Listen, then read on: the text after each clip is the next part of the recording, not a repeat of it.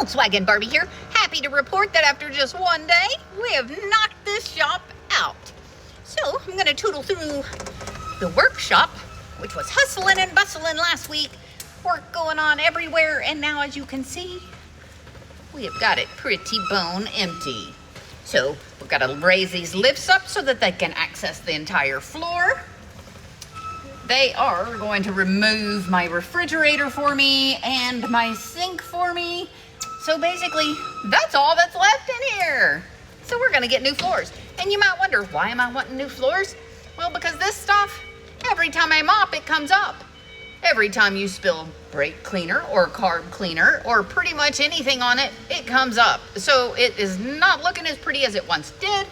And given the fact that I'm super happy with the new shop, that's what we're gonna do. We're gonna put the same flooring in there as we have in here.